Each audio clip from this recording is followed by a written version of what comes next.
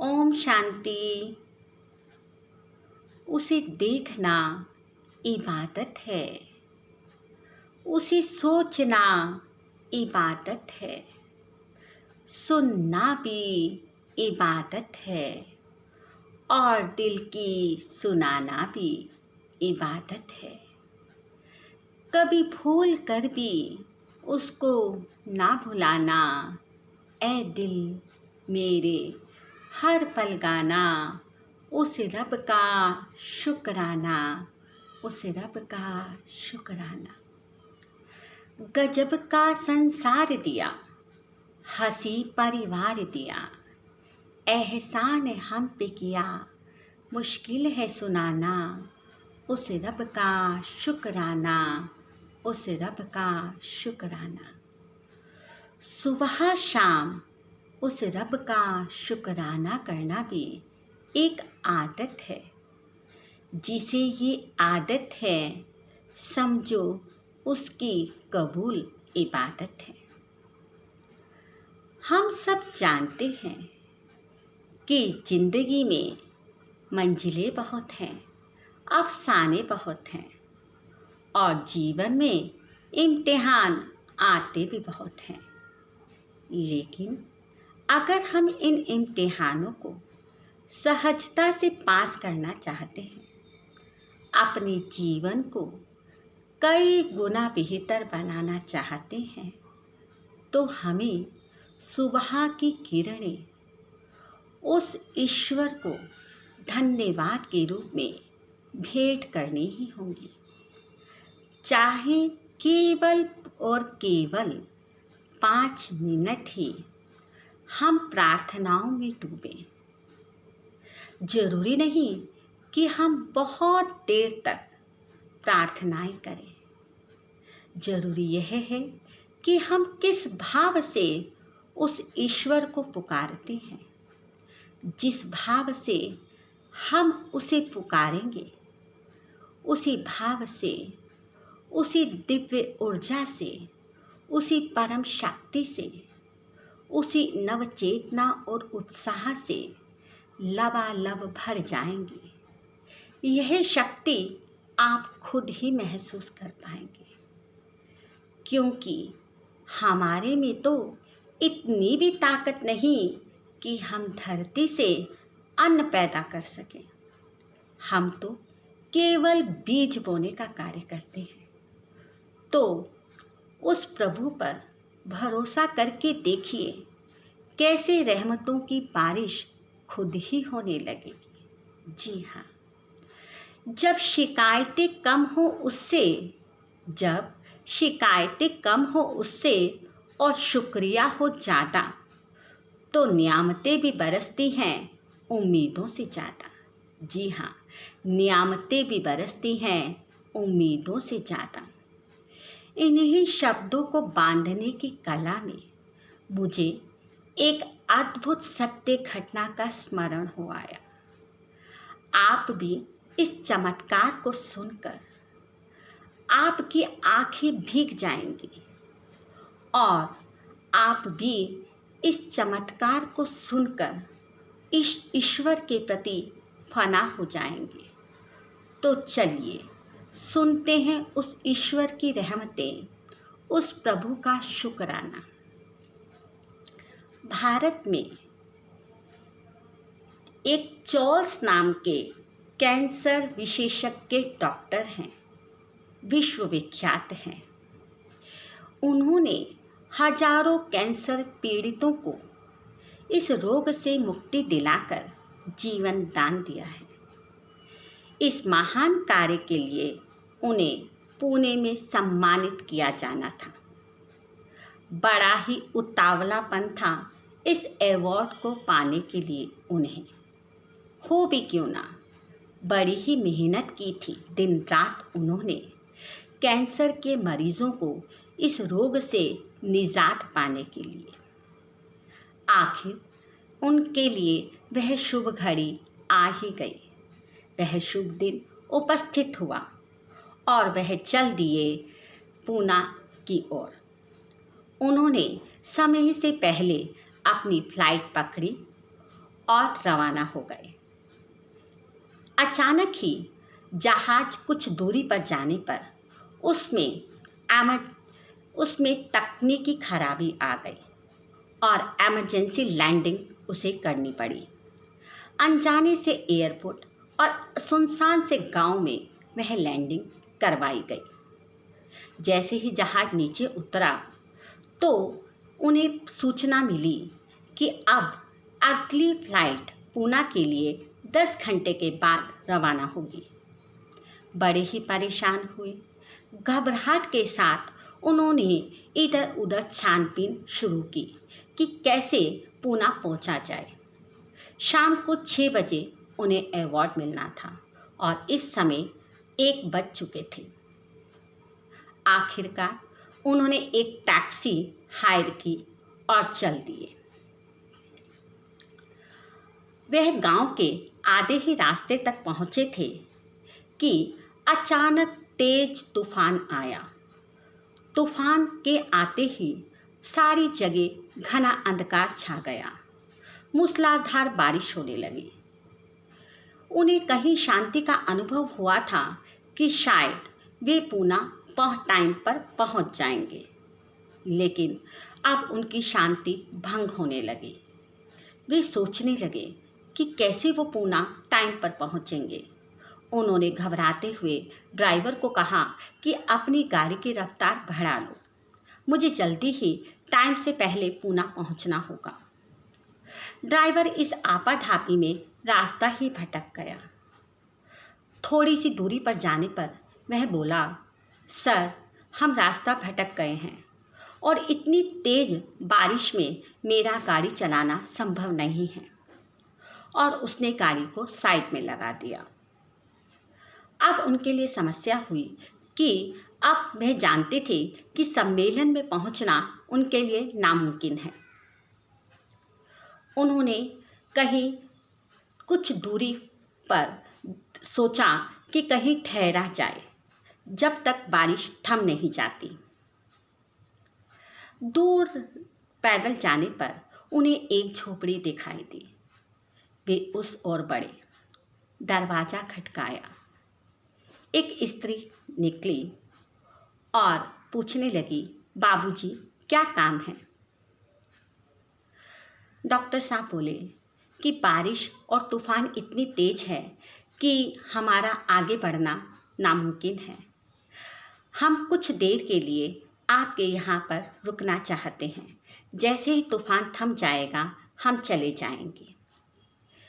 वह स्त्री ने बड़े ही स्नेह भाव से उन्हें अंदर आमंत्रित किया और आसन दिया। डॉक्टर साहब बैठ गए। थोड़ी ही देर में स्त्री चाय और नाश्ता लेकर हाजिर हो गई। जैसे ही उसने चाय की प्याली पकड़ाने लगी तो डॉक्टर साहब को कहा कि आप पहले प्रार्थना कर लीजिए। इस अन्न ग्रहण करने से पहले उस ईश्वर का धन्यवाद कर दीजिए जिन्होंने इस कठिन राह में भी, इस मुसीबत में भी मेरी छोटी सी कुटिया का रास्ता आपको दिखा दिया।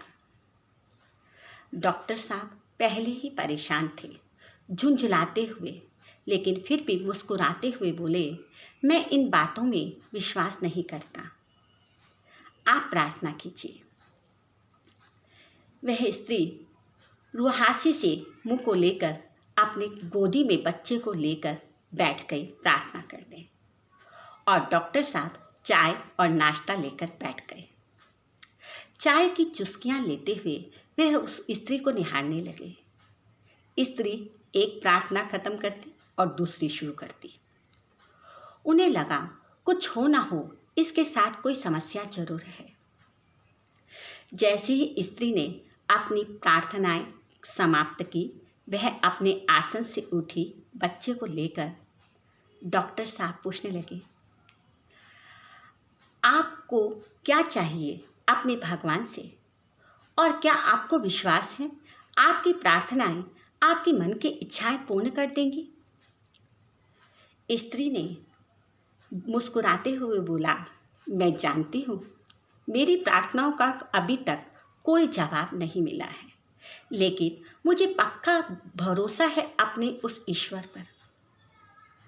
मेरा यह बच्चा कैंसर पीड़ित है। मैंने जहाँ जहाँ इस बच्चे को दिखाया, सभी बोलते हैं केवल और केवल डॉक्टर चार्ल्स इसे ठीक कर सकते हैं। मैं बहुत गरीब ठहरी। मेरे पास तो कुछ पैसे ही नहीं कि कैसे मैं दूर देश के शहर में जा कर के इस अपने बच्चे का इलाज कराऊं। मैं तो केवल भगवान पर भरोसा करती हूँ। मैं जानती हूँ कभी ना कभी जरूर सुनेगा मेरी और मुझे कोई रास्ता दिखाई ही देगा और मेरा बच्चा बिल्कुल ठीक हो जाएगा। यह सुनते ही डॉक्टर साहब की आंखों से आंसू छलकने लगे। सारी दृष्टि एक एक करके उनकी आंखों के सामने नर्तन करने लगे कि उन्हें सम्मेलन में जाने के लिए कैसी उत्सुकता थी। उन्होंने समय से अपनी फ्लाइट पकड़ी, लेकिन इमरजेंसी लैंडिंग करनी पड़ी। और फिर उन्हें जब गाड़ी मिल गई तो उन्हें शांति थी कि अब तो वह पूना आराम से टाइम पर पहुंच जाएंगे। लेकिन फिर तूफान के कारण वे कैसे रास्ता भटक गए और तेज बारिश के कारण उन्हें कैसे इस झोपड़ी में कुछ समय बिताने के लिए आना पड़ा। वह समझ गए कि ईश्वर क्या चाहते हैं। वह धीमे से बोले, हे ईश्वर, तुम महान हो। जीवन के इस सफ़र में यह तो तय है कि कुछ भी तय नहीं। वह मान गए कि साइंस की शक्ति से कई गुना अधिक शक्ति है, तो वह है साइलेंस की शक्ति, वह है प्रेयर की शक्ति, वह है ईश्वर पर भरोसा की शक्ति। वह मान गए कि इंसान सोचता है कि मैं ही सब कुछ करता हूँ। वह सोचता है मैं हर परिस्थिति पर काबू कर सकता हूँ, लेकिन नहीं, उसके हाथ में तो कुछ भी नहीं है। कोई ना कोई अनजानी ताकत जरूर है जो आकर पल भर में सब कुछ बदल देती है। जी हाँ, सब कुछ बदल देती है। वह समझ गए कि भगवान मुझसे क्या चाहते थे। सच ही कहा है, हर तरफ, हर जगह, हर कहीं पर उसी का है नूर। रोशनी का कोई दरिया तो है जरूर। सच में रोशनी का कोई तो दरिया है जरूर। कोई तो है जिसके आगे आदमी भी मजबूर। कोई तो है जो करता हमारी हर मुश्किल दूर। कोई तो है जो करता हमारी हर मुश्किल दूर। वह मान गए। मैं जानती हूँ इस कहानी को सुनकर आपके हृदय में, आपके दिल की धड़कनों में उथल पुथल मच गई होगी। अरे, हम भी तो पूजा पाठ करते हैं, हम भी तो मंदिर जाते हैं, हम भी दिया जलाते हैं, हम भी गुरुद्वारे जाते हैं, हम भी व्रत करते हैं, तपस्या करते हैं, तो फिर ऐसे चमत्कार हमारे साथ क्यों नहीं होते? तो आज मैं खुद से एक छोटा सा प्रश्न करना चाहती हूँ। आप बताइए, आप श्रद्धा तो करते हैं लेकिन विश्वास नहीं। जी हाँ, आप विश्वास नहीं करते।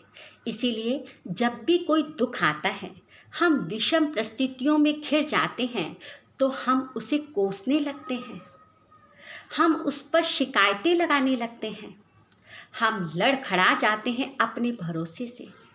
जब हम लड़खड़ा जाते हैं तो फिर चमत्कार कैसे हो? आज एक छोटी सी कहानी के माध्यम से आप खुद ही निर्णय कर लेंगे कि आप श्रद्धा करते हैं या विश्वास। जी हाँ, एक शहर में एक बार एक कठपुतली वाला खेल दिखाने आया। उसने धरती पर 10 मंजिला ऊंचाई के बांस गड़ा दिए, इतने ऊंचे ऊंचे बांस, और उस पर एक पतली सी रस्सी बांध दी और चला खेल दिखाने।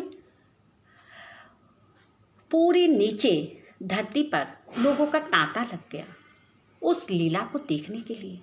अरे, इतनी ऊंचाई पर बांस और पतली सी रस्सी, और उस पर यह व्यक्ति कैसे चल पाएगा?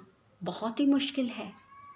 लेकिन उस व्यक्ति ने, उस कठपुतली वाले ने खेलना प्रारंभ किया। वह एक रस्सी के छोर से चलना प्रारंभ किया। धीरे धीरे धीरे धीरे चलता और फिर दौड़कर वापस आ जाता। सब लोगों में वाह वाह मच गई, खूब तालियां बजी, खूब तालियां बजी। सब इस दृश्य को देखकर हैरान हो गए। फिर दूसरी बार उसी कठपुतली वाले ने एक बॉल लेकर आया और उसने उसी रस्सी पर बॉल से खेलना प्रारंभ किया। वह बॉल को ऊपर की ओर उछालता और फिर उसको भागकर पकड़ता। सब और भी सन्न हो गए। बड़ा ही मुश्किल है ये तो सब करना, लेकिन ये कैसे कर रहा है? जरूर कोई दिव्य शक्ति है। सब बहुत हैरान, बहुत हैरान। और फिर खूब तालियां बजी। पूरी तालियों से सारा वातावरण गूंज उठा। अब तीसरी बार वही खिलाड़ी अपनी पीठ पर एक साथी को बिठाकर लाया और रस्सी पर चला नर्तन करने। सब और भी हैरान। इस हैरानगी को देखते हुए सब सोचने लगे, ये तो कोई बहुत माना हुआ खिलाड़ी है। अरे वाह, मजा ही आ गया, कैसे ये सब कुछ कर पा रहा है। अब तीसरी बार के बाद उसी खिलाड़ी ने सभी दर्शकों से पूछा, आपको कैसा लगा? सब बोलने लगे, तुम तो कोई चमत्कारी खिलाड़ी हो, आज तो हमें मजा ही आ गया। उसने बोला, अगर मैं चौथी बार भी अपने इस साथी को पीठ पर बिठाकर रस्सी पर चलूं तो आप बताइए, क्या मैं चल सकता हूं? सबने कहा, क्यों नहीं। सबने बड़ी ही हामी भर दी। तुम्हारे लिए तो ये चुटकियों का खेल है, तुम तो आराम से कर सकते हो, तुम्हारे लिए क्या समस्या हो सकती है? उसने बोला, मेरा साथी गिरेगा तो नहीं? सबने बोला, हो ही नहीं सकता। उसने बोला, ठीक है, तो बताइए कौन मेरी पीठ पर बैठने के लिए आ रहे हैं? सब हैरान हो गए, आश्चर्यचकित हो गए, एक दूसरे को निहारने लगे, टकटकी लगाकर देखने लगे, लेकिन कोई भी आगे नहीं बढ़ा। जी हाँ, कोई भी आगे नहीं बढ़ा, जबकि वो माना हुआ खिलाड़ी था। तब भी किसी के कदम उस ओर नहीं बढ़े। यहाँ पता चलता है कि सबकी उस खिलाड़ी के प्रति श्रद्धा तो प्रकट हुई, लेकिन विश्वास नहीं। जी हाँ, ऐसी स्थिति हमारी ईश्वर के प्रति होती है। हम जानते हैं उसमें ताकत बड़ी, उसी के दम पर यह दुनिया खड़ी, यह सब हम जानते हैं, लेकिन फिर भी सुख होने पर शुक्राना नहीं करते और दुख होने पर भर भर शिकायतें करते हैं, उसे बात बात पर कोसते हैं। आप ही बताइए, अगर मुस्कुराहटों के लिए खुदा का शुक्रिया नहीं किया तो आंखों में आए हुए आंसुओं के लिए शिकायतों का हक कैसा? जी हाँ, जब हम उस पर भरोसा नहीं करते, जब हम दुखों में लड़खड़ा जाते हैं, परेशान हो जाते हैं, चिंता करते हैं, तो बताइए हम ईश्वर को एक संकेत देते हैं कि हमारा उस पर बिल्कुल भी भरोसा नहीं। जब हमारा उस ईश्वर पर भरोसा नहीं, तो बताइए ईश्वर हमारे प्रति कैसे वफादार हो सकता है? जी नहीं। इसका सीधा सा एक अर्थ है, if you worry it means you don't pray, if you worry it means you don't pray, if you prayed then why do you worry? अगर आप चिंता करते हैं तो अभी आपकी प्रार्थनाओं में विश्वास की कमी है, आपको प्रार्थनाएं करनी आती ही नहीं है। अगर विश्वास की कमी है तो कुछ अच्छा पाने की कमी तो होगी ही। तो अगर आप विश्वास करते हैं, आप मानते हैं कि आप विश्वास करते हैं भगवान पर, तो फिर बताइए आप चिंता क्यों करते हैं? किस बात की चिंता करते हैं? अगर चिंता है तो विश्वास, अगर आपको चिंता है तो विश्वास नहीं है ईश्वर पर, और अगर विश्वास है उस ईश्वर पर तो फिक्र करने की ज़रूरत होनी ही नहीं चाहिए। इस बात के लिए मुझे महाभारत की एक घटना याद आ गई। कौरवों और पांडवों का युद्ध हो रहा था।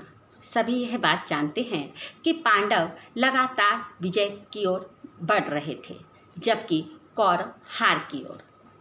यह सब दृश्य को देख करके दुर्योधन अत्यंत विचलित हो उठे और वह गए भीष्म पितामह के पास। उन्होंने भीष्म पितामह से कहा कि मुझे ऐसा लगता है कि आप पांडवों के साथ जाकर मिल गए हैं। इस बात को सुनकर भीष्म पितामह परेशान हो उठे। उनका मन द्रवित हो उठा। उनके आत्मसम्मान को ठेस पहुंची। उन्होंने घोर ग्लानि का अनुभव किया और वह एक गुस्से में आकर प्रतिज्ञा कर बैठे। उन्होंने कहा कि मैं कल युद्ध में अर्जुन को मार गिराऊंगा। यह सूचना पूरे युद्ध में, समरभूमि में आग की तरह फैल गई। जैसे ही यह बात भगवान श्री कृष्ण को पता चली, श्री कृष्ण दौड़ते हुए अर्जुन के पास गए उसे बताने के लिए। लेकिन वे क्या देखते हैं, अर्जुन तो गहरी निद्रा में सो रहे हैं। उन्होंने अर्जुन को जगाया और बोले, तुम जानते हो भीष्म पितामह ने प्रतिज्ञा ले ली है तुम्हें मारने की। वे कहने लगे, हाँ तो उन्होंने बोला, तुम तो बड़े ही आराम से सो रहे हो, तुम्हें किसी बात की चिंता नहीं, तुम्हें डर नहीं लग रहा। उन्होंने बोला, जब भगवान श्री कृष्ण खुद मेरे साथी हैं, जब भगवान कृष्ण खुद मेरे साथी हैं, तो बताओ मुझे किस बात की फिक्र। नहीं, मैं तो केवल आपका चिंतन करता हूँ, चिंता आप करें। तो सच है, जब भगवान पर हम अपना सब कुछ समर्पित कर देते हैं, अपने सुख दुख, सुख में शुक्राना और दुख में चिंता, तो भगवान हमें थाम लेते हैं। जी हाँ, सब सौंप दो उस प्यारे प्रभु को, सब सौंप दो उस प्यारे प्रभु को, सब सरल हो जाएगा। खुशियों की सुंदर झील में जीवन कमल मुस्कुराएगा, जीवन कमल मुस्कुराएगा। एक बार किसी बच्चे ने भगवान से प्रश्न किया कि आप तो जर्रे जर्रे में व्याप्त हो, कण कण में व्याप्त हो, तो फिर हमारी इच्छाओं को पूर्ण क्यों नहीं करते। भगवान ने कहा, मेरे साथ रिश्ता तो बनाओ, मैं बिल्कुल वाईफाई की तरह हूँ। तुम मुझे करेक्ट पासवर्ड ही मेरा नहीं डालते जो मैं आपसे कनेक्ट हो पाऊँ। उस बच्चे का प्रश्न था, आप अपना पासवर्ड बताइए। भगवान ने कहा, मेरे पासवर्ड है फेथ। मुझ पर विश्वास करना तो सीखो, तभी तो मेरे साथ तुम नाता जोड़ पाओगे। जी हाँ, भगवान के साथ नाता जोड़ने पर ही हमें कुछ प्राप्त हो पाएगा, उसके बिना कुछ भी संभव नहीं है। सच कहा है, वो तो तैरते तैरते डूब गए, वो तो तैरते तैरते डूब गए जिन्हें खुद पर गुमान था। वो डूबते डूबते तर गए जिन पर खुदा मेहरबान था। जी हाँ, अगर हम भगवान के साथ, ऊपर वाले के साथ अपने रिश्ते अच्छे बना लेंगे तो विश्वास कीजिए, ये धरती वाले हमारा कुछ नहीं बिगाड़ पाएंगे। अगर कहीं झुकना है तो उसके आगे झुको, वह विश्वास करो तुम्हें किसी के आगे झुकने ही नहीं देगा। उस रब पर भरोसा करो।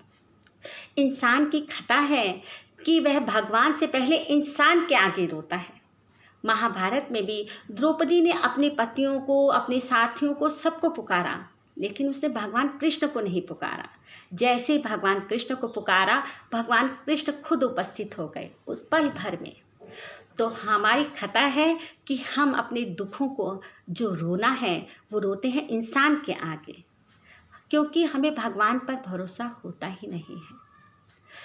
जो भी दिया, अच्छा परिवार दिया, अच्छा वर्क प्लेस दिया, हमें अच्छा स्वास्थ्य दिया, उसका हमें शुक्राना करना चाहिए, हमें भरोसा करना चाहिए। एक छोटे बच्चे की भांति आपने देखा होगा, बच्चा जब भी रोड क्रॉस करने लगता है तो अपने माता पिता का कसकर हाथ पकड़ लेता है और निश्चिंत होकर रोड क्रॉस कर लेता है। उसी तरह उसे अपना साथी बना लो। जब हम उसे साथी बना लेंगे, अपना सब कुछ अर्पित कर देंगे, तो वह हमारा सारा भार अपने पर ले लेगा और हमारा हाथ छूटने ही नहीं देगा। तो उस पर विश्वास करें। जो भी दिया उसका हमें पल पल शुक्राना करना चाहिए। यह शुक्राना हमारा भाग्य बदल देगा। जी हाँ, हमारा भाग्य बदल देगा। प्रार्थना और विश्वास दोनों अदृश्य हैं, लेकिन इनमें इतनी शक्ति है कि नामुमकिन को भी मुमकिन कर देती है। ईश्वर पर विश्वास और उसी में हो आस्था। अगर ईश्वर पर विश्वास, उसी में हो आस्था, तो कितना भी मुश्किल वक्त क्यों ना हो, निकल जाता है ज़रूर कोई ना कोई रास्ता। मैं तो सच कहती हूँ, मुझे अपनी किस्मत पर नहीं, उसकी रहमतों पर भरोसा है। मुझे अपनी किस्मत पर नहीं, उसकी रहमतों पर भरोसा है, क्योंकि वो दाता, तेरी रहमतों से ही मैंने बड़ी किस्मतों को बदलते हुए देखा है। जी हाँ, मैंने बड़ी किस्मतों को बदलते हुए देखा है। अंत में छोटी सी आशा और विश्वास और रब के शुक्रिया के साथ कहना चाहती हूँ, जीवन तुमने दिया है, संभालोगे तुम, ला ला ला ला ला ला ला ला ला ला ला।